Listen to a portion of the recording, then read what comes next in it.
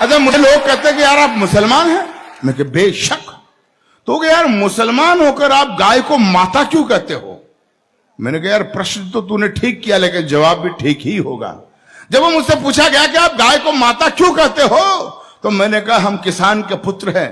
जब मैं 3 बरस का बच्चा था, छोटा, मेरी माँ गाय का चारा पानी करके, नहला धुला कर, मालिश वगैरह करके जब गौ माता का दूध निकालती थी, और गौ माता का दूध जब मेरी माँ मुझे पिलाती थी, तो मुझे दूध देते वक्त गौ माता ये नहीं देखती थी कि ये बच्चा हिंदू का है या मुसलमान का है।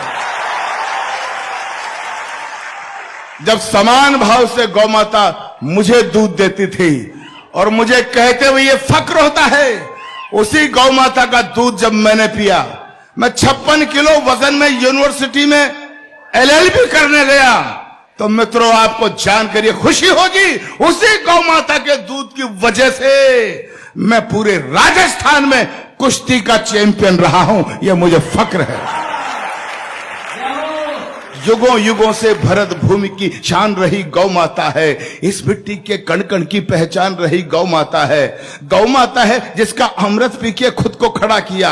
गौ माता है जिसने हमको पाल पोष कर बड़ा किया। गौ माता है जिसकी चर्चा त्रिभुवन में पर्याप्त हुई। गौ माता है जो समुद्र मंथन से हमको प्राप्त हुई। गौ माता है जिसके निस्दिन गुरु वशिष्ठ गुण गाते थे, कृष्ण कन्हैया नटवर नागर जिसका यश दोहराते थे।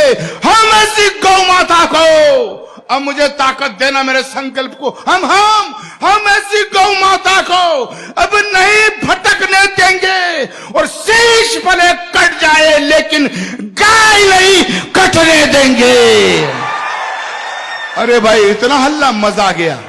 मैं तो समर्थन में पाकर गदगद हो गया, लेकिन इतनी कविता मैं रायबरेली में बोल रहा था पिछले महीनों, इतनी बोली कि मेरे समुदाय का एक आदमी आ गया टोपी ओढ़कर, जालीदार बनियान पहनकर, हाथ में चारू छुरा लेकर, बोला चाकू छुरा लेकर, बोला अच्छा मियां गाय को माता कहेगा, गाय की अवध्य की बात करेगा, अगर दोबारा बोला तो तेरी जुबान काट ली जाएगी, तुझे गोली मार दी जाएगी।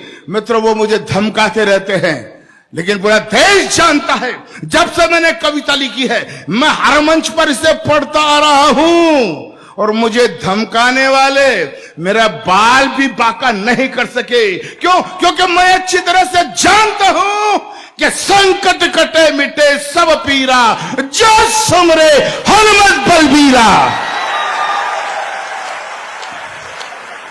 जिस आंगन में गाय नहीं वो घर भूतों का डेरा है।